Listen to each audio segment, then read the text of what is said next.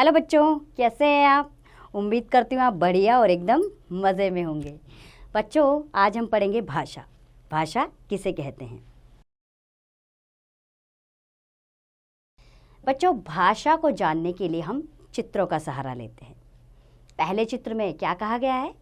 रजत आज तो क्रिकेट खेलेंगे। और दूसरे चित्र में क्या कहा गया है? नहीं करण, आज फुटबॉल खेलते हैं। तो बच्चों, रजत और करण खेलने के लिए मैदान में गए। करण रजत को क्रिकेट के लिए खेलने के लिए कह रहा है और रजत जवाब में फुटबॉल खेलने की बात कह रहा है। अब आइए, एक दूसरा चित्र हमारे सामने है, उसे जानते हैं। उसमें क्या कहा गया है? साहिल दुकानदार को इशारे से खिलौना दिखाकर उसका दाम पूछ रहा है। और दुकानदार क्या कह रहा है? दुकानदार साहिल की बात सुनकर समझ रहा है। तो बच्चों, जाना आपने, साहिल बोलकर अपनी बात कह रहा है और दुकानदार उसकी बात सुनकर समझ रहा है। तो बच्चों, आपने देखा कि पहले चित्र में दो मित्र आपस में बात कर रहे हैं तथा दूसरे चित्र में बच्चा दुकानदार को इशारे से अपनी बात समझा रहा है और दुकानदार सुनकर उसकी बात समझ रहा है।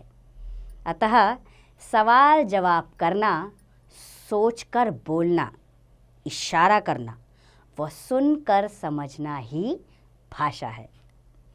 चलिए, याद रखने वाली बात भी है, उसे भी ध्यान दे लेते हैं। तो याद रखने वाली बात क्या है? इशारों के द्वारा हम किसी की बात को पूरा नहीं समझ सकते हैं और ना ही अपनी बात को दूसरों को समझा सकते हैं। इसलिए इशारों को भाषा नहीं माना जा सकता, अर्थात इशारा करना भाषा में नहीं आता।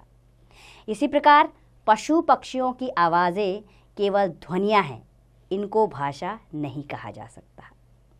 आइए, जानने योग्य बात भी है, इसे भी जान लेते हैं। पूछना, बताना, सोचना, समझना और समझाना भाषा के रूप हैं। अतः बोलकर, लिखकर, सुनकर, समझकर, ये हैं भाषा के 4 रूप और इसी को भाषा कहा जाता है। तो उम्मीद करती हूँ बच्चों, आप समझ गए होंगे भाषा किसे कहते हैं। आप भी रोज़ भाषा के ये चारों प्रयोग में लाते हैं। तो उम्मीद करती हूँ आपको ये पाठ अच्छे से समझ आया होगा। अब इसका अभ्यास कार्य आप स्वयं कीजिए।